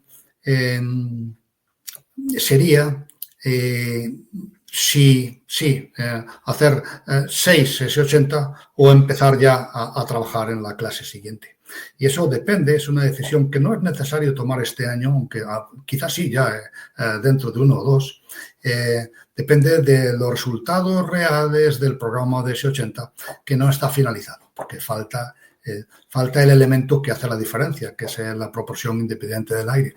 Hasta que no tengamos perfectamente claro que ese programa va a salir bien, no merece la pena empezar a copiar los materiales para 2 más, porque a lo mejor lo que necesitamos es un S-90. Y en esas estamos. Hay el trabajo del astillero en este momento es suficiente. Es posible que si el AIP, si la propulsión independiente del aire salga bien, hasta encontremos clientes en el exterior y que podamos tomarnos con un poco más de calma el diseño de la siguiente clase o la prolongación de esta, que es la gran decisión que España tiene que tomar de cara al futuro. Pero sí, España necesita como mínimo 6. Nosotros creemos que los 8 que teníamos, si de verdad vamos a hacer una armada más potente, pues es lo menos a lo que podemos aspirar. Sí. Mira, hay aquí una visión un poco de los barcos, ¿no? Que al final que no todos están en activo, hay en mantenimiento, en refit, en algunos que faltan marinos, ¿no? En algunos países tienen problemas también con la tropa, ¿no? Con la marinería. Al final, no solo vale con tener 4 submarinos, es que a lo mejor solo tienes 2 en funcionamiento. Bueno, claro, eso es evidente. Si uno tiene 4 submarinos, ya tendría suerte si tiene 2 en la mar. Esto, entre otras cosas, probablemente para eso habría que duplicar dotaciones y tomar ciertas medidas. No es fácil tener una disponibilidad del 50%. En algunos elementos particularmente sofisticados se consigue, pero si pensamos en que en general, además, los buques tienen que adiestrarse, tienen que mantenerse. Lo típico, el equilibrio típico es tener operativo de verdad 1 de cada 3 unidades. Por poner un ejemplo, Estados Unidos tiene 11 portaaviones, en este momento tiene 3 desplegados. Hay probablemente otros 2 o 3 en obras, 3 o 4 en adiestramiento, en calificaciones operativas. Todo esto es así, funciona así. Y ya pienso que en principio lo lógico es pensar que uno puede mantener en la mar 1 de cada 3. Por lo tanto, si queremos mantener 2 submarinos permanentemente en la mar, probablemente necesitemos 6.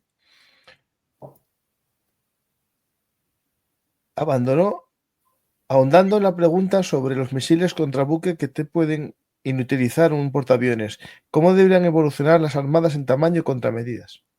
Estos por los misiles hipersónicos que lo traté con Sanjurjo, que es muy interesante. Claro, ese es un tema apasionante. En este momento, hoy, el problema es un problema de alcance. Un portaaviones norteamericano tiene que estar seguro, y es capaz de hacerlo, de que puede atacar a una costa hostil, puede atacar a China a mayor distancia de la que China puede llegar a él. Por lo tanto,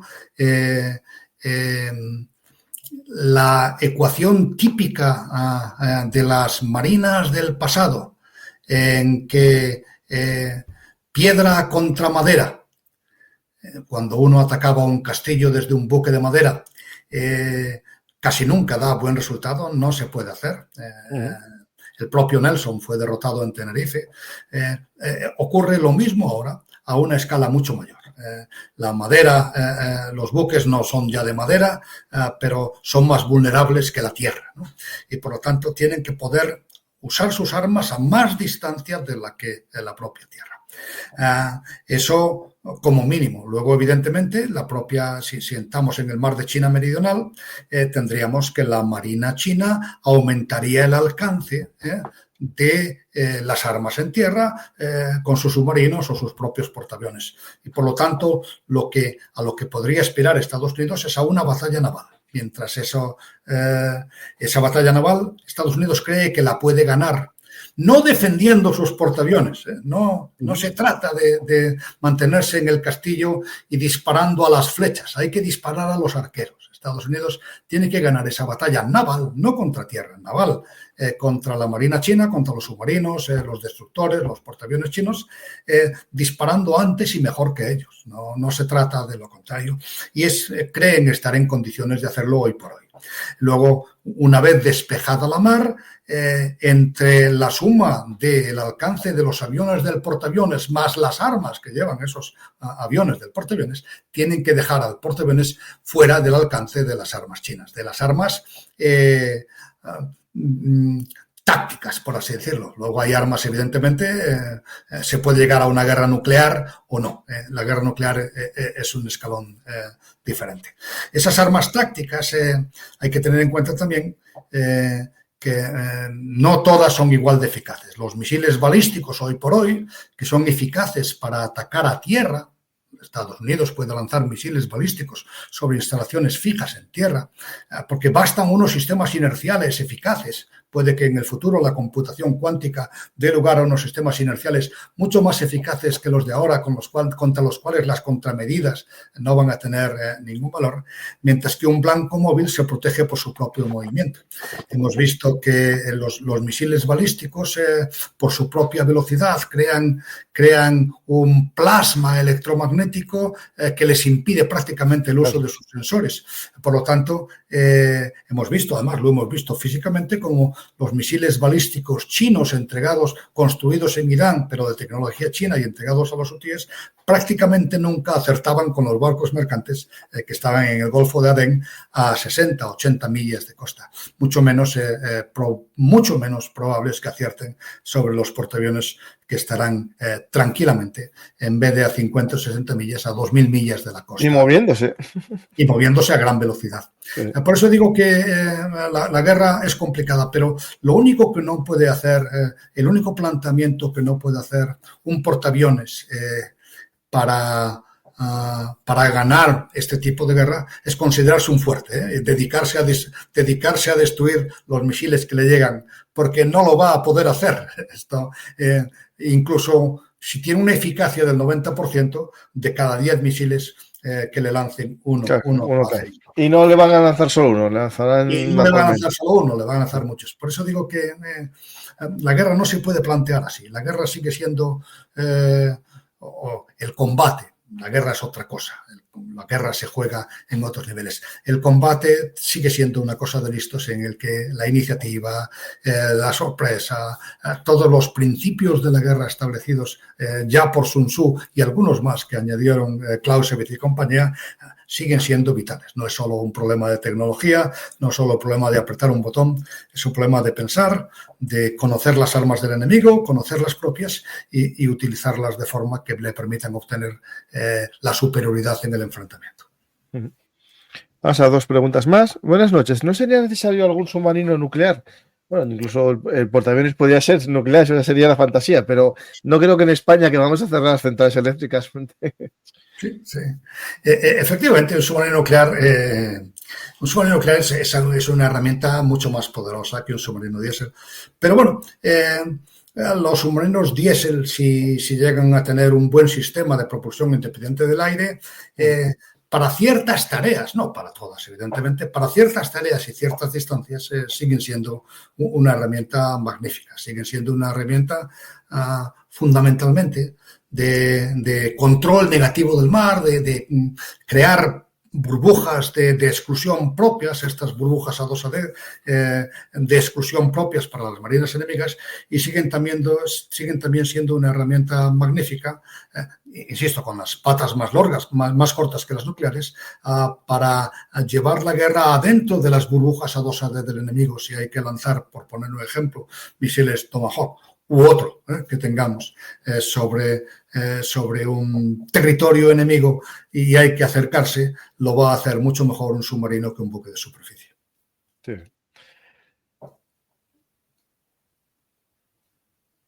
Bueno, aquí, ¿crees además de que el número se ha quedado corto? Si se construye finalmente un CV, bueno, portaaviones, ¿no será necesario un SSN?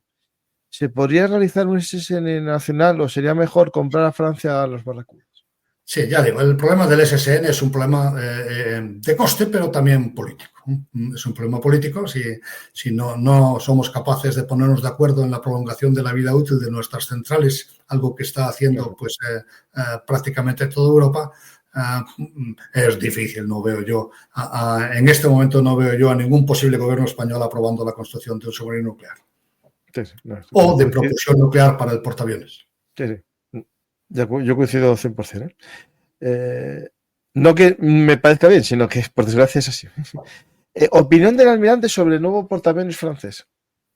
Bueno, yo creo que Francia tiene una cultura heredada de los tiempos de Gaulle y compañía, que es que, al contrario que la mayor parte de los países europeos, le hace ser consciente de lo que ocurre un poco globalmente. Claro, eso es bueno y malo, evidentemente. A veces esa cultura globalista termina pareciendo un poco colonialismo, pero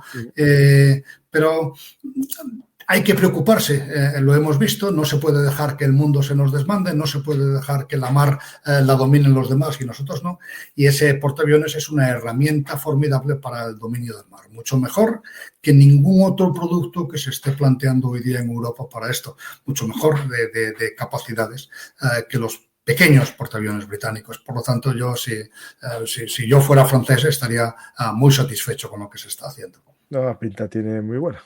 Sí, tiene una pinta muy buena. Y bueno, Francia no es Estados Unidos, pero tiene en parte su material es un material de calidad a años luz, insisto, de Estados Unidos, pero que todavía, desde luego, puede combatir con ventaja con cualquier otro país del mundo que no sea Estados Unidos o Israel. Lo que sí me fijo que esta, bueno, tiene defensa de punto, ¿no? Tiene algún sistema antiaéreo un poco... Sí. La defensa de punto, un barco tan valioso como un portaaviones, siempre hace falta. Porque el portaaviones, insisto, no está para batirse a cañonazos, está para destruir al enemigo antes de que llegue a su propia distancia. Pero en cualquier caso, nunca se puede descartar que esto puede ocurrir, entre otras cosas porque la guerra antisubmarina sigue siendo un gran misterio y los submarinos hoy día lanzan misiles desde distancias bastante apreciables, por lo tanto, es necesario que el portaaviones tenga asegurada su propia defensa. Y además, esa defensa contra el misil antibuque convencional cada vez es tecnológicamente, afortunadamente, cada vez es más factible. Hay muchos medios ya capaces de hacerlo y habrá pronto mejores. Las tecnologías que están en desarrollo, láser, radiofrecuencia, probablemente no van a cambiar el campo de batalla porque no se ve cómo puede darse distancia a esas armas, ¿no? El láser tecnológicamente es muy difícil que tenga algún valor a más de pocos kilómetros, pero precisamente para la defensa de los portaaviones puede ser una herramienta muy útil. Ahí hay algo que puede incluso cambiar un equilibrio de aquí a dentro de 10, 20 años.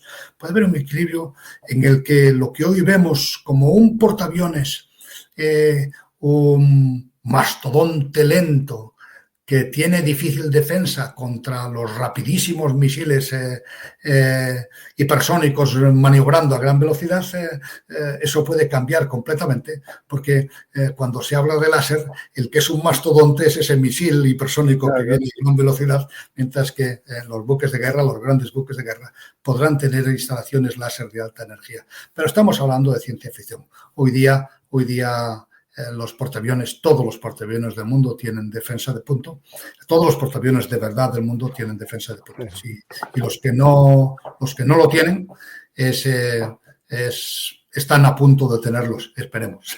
Esperemos, ojalá, por el nuestro. Al final los láser están en prueba.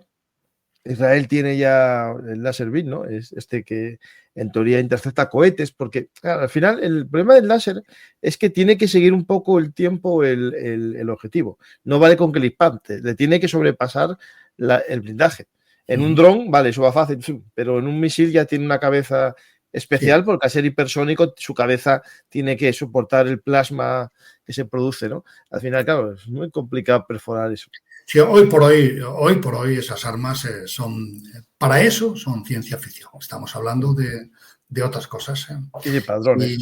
Y para drones y con ciertas limitaciones. La mayor fundamental, la limitación es el alcance. El alcance es muy importante porque significa cuántos sistemas de ese tipo habría que construir para proteger un país.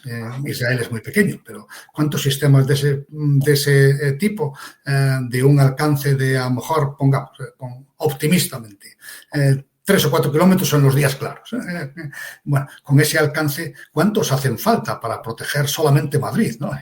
Y no son sistemas particularmente baratos.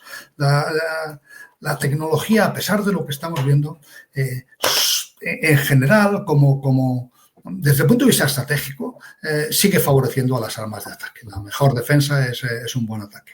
Otra cosa es que para proteger un objetivo valioso, como puede ser la Casa Blanca o el portaaviones Gerald R. Ford, un láser puede ser un complemento útil de otras muchas armas del grupo de combate, ¿no? Pero nada más que un complemento útil. Sí. ¿Qué material de lectura, esto es difícil, no sé, ¿qué material de lectura recomendaría el almirante Garat sobre temas como el nivel de preparación, la capacidad operativa y las necesidades de recursos humanos de los activos navales? Hace más un libro teórico de academia, casi. Sí, de los buques de guerra. Sí. Sí, no creo que encuentre nada que le pueda servir así directamente. Nada directamente. Libros no los hay. Hay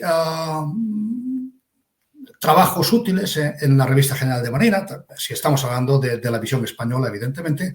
Hay trabajos útiles en una revista que también publica la Armada, que se llama Revista del Pensamiento Naval. Hay, no todos, evidentemente, pero hay trabajos útiles ahí.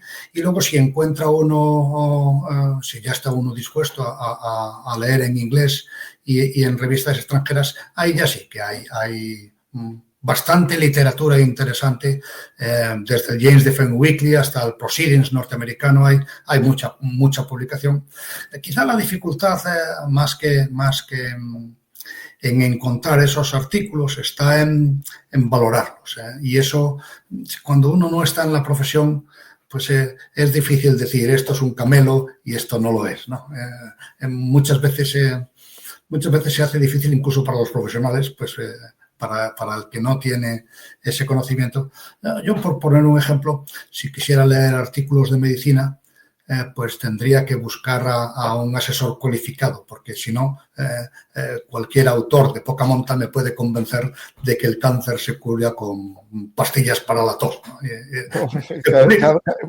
Vos digo yo que no, ¿eh? Y ese tipo de artículos también hay. Sí, los hay. A ver, los hay. Los hay en el mundo de la defensa. Hay mucho artículo, además, que es publicidad encubierta. Es difícil encontrar valiosos. Pero yo pienso que si quiere empezar, la revista de Pensamiento Naval, la revista General de Marina, que son gratuitas, lo digo porque además se puede buscar el índice en las bases de datos del Ministerio y un título adecuado, pues tengo aquí, por ejemplo, una por casualidad, encima de la mesa de lo último, y hay artículos sobre estrategia general de marítima. Por ejemplo, veo aquí reflexiones sobre la amenaza hipersónica de José Manuel Sanjurjo, lo conoces, creo. No, es que hizo conmigo un programa sobre las superfragatas. Sí. Y en ella hablamos del misil hipersónico que hacía que al final los barcos fuesen más grandes para llevar más misiles antiaéreos. Sí. Pues veo otro que pone aquí tecnologías disruptivas como herramientas de disuasión. Bueno, se encuentran cosas de estas y ya digo, es gratis. Aquí esta es la revista, la última, revista de Pensamiento Naval. La publica el Ministerio gratuitamente. Y bueno, pues puede servir para adquirir cierta cultura. Aquí está el programa que hicimos sobre las superfragatas y tratamos los misiles hipersónicos. De hecho, tengo que ver si saco el tema, el extracto, y creo que lo había sacado. Estoy yo dudando si lo había sacado el extracto porque estaba muy bien explicado lo que comentabas de todo el plasma, cómo tenían problema de guiado, todas esas cosas muy interesantes que la gente no lo ve cuando solo cuentan propaganda. Efectivamente, la propaganda dice esto alcanza 4.000 kilómetros y por lo tanto todo lo que está a 4.000 kilómetros de este misil se puede dar por muerto. Luego al final casi nada funciona así. Sí. Se habla mucho de fragatas, destructores, submarinos y portaaviones.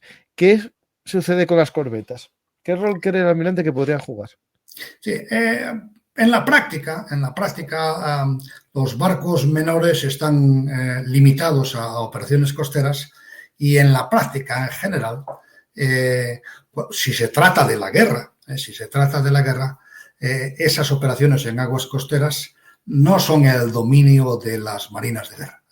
El Ejército del Aire puede negar el acceso a las aguas costeras españolas de cualquier enemigo y también lo puede hacer si queremos hacerlo, el Ejército de Tierra con baterías de misiles con base en tierra, mucho más difíciles de hundir que las corbetas. Las corbetas en general, el reino de las corbetas eran países como Suecia, defensa costera, pero en general están, por así decirlo, un poco en este momento, fuera del interés de las grandes marinas. La propia Francia acaba de abandonar el proyecto, o va a abandonar en breve el proyecto de la corbeta europea que está en desarrollo. Porque, entre otras cosas, Francia entiende como corbeta un barco diferente, un barco que solo es medio de guerra. Las Floreal son solo medio barcos de guerra, son barcos coloniales, barcos para hacer presencia en territorios lejanos. Francia todavía mantiene territorios lejanos y barcos además para el control del mar desde el punto de vista de la soberanía, ya sea para la prevención del delito, para la vigilancia con fines militares, pero que en general pues no son lo que demandan las grandes naciones. Las naciones que tienen ambiciones marítimas no demandan corbetas y la propia Suecia está pensando en barcos cada vez más grandes. Sí, porque claro, al final con los misiles tierra-mar, con los misiles aire-mar, casi con lanchas, ¿no? Un poco de aguas marrones ya te solucionas un poco. Pero eso, claro, en realidad el dilema, eso es cosa de la Armada, de los guardacostas militarizados. Claro, ahí... No, es que ya no se plantea realmente así. Hoy día las Fuerzas Armadas son conjuntas, ¿no? Pongámonos en lugar del mando operativo, ¿no? Y dice, tengo una incursión de 2 fragatas rusas armadas con potentes misiles antibuque en el mar de Alborán. Entonces, en el pasado, el jefe de Estado Mayor de la Armada mandaría a otras 2 fragatas españolas a enfrentarse con ellas, en un enfrentamiento que tendría el carácter de simétrico, en el que cualquiera de los 2 puede ganar. Hoy día se prefiere otra cosa. Lo conjunto, en buena parte, es porque proporciona oportunidades de encontrar asimetrías favorables. Estas 2 fragatas tienen unos misiles antibuque hipersónicos muy eficaces, pues entonces vamos a atacarlas con un par de aviones y las hundimos con un par de aviones y no nos jugamos nada. Claro. Lo mismo ocurre, por ejemplo, con los submarinos. ¿Por qué mandar a un barco a combatir un submarino en casa, si lo puede hacer un avión de patrulla marítima? El problema de la aviación tiene, en principio, peso a peso, mucha más capacidad de combate que una marina de guerra.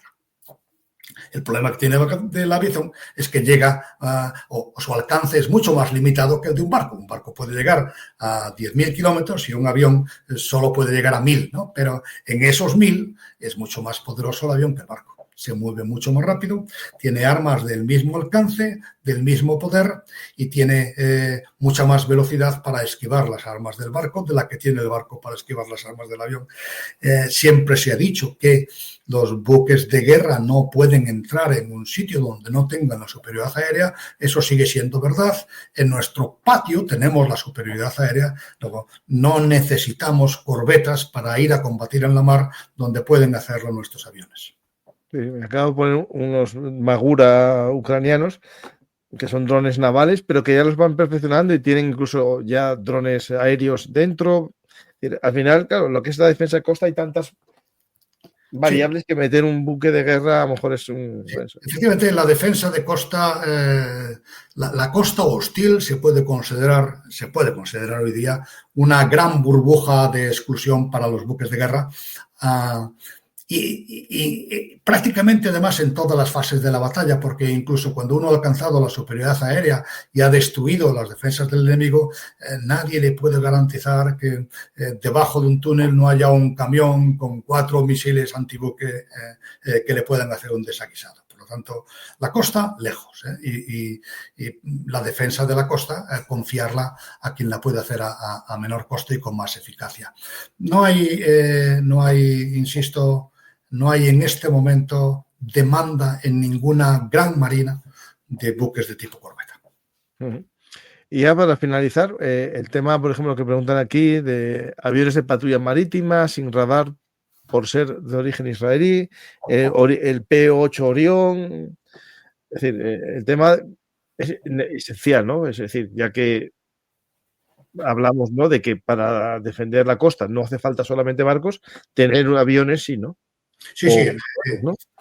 En concreto, para la guerra antisubmarino, el barco es una mala herramienta porque el submarino tiene más capacidad de combate que el barco.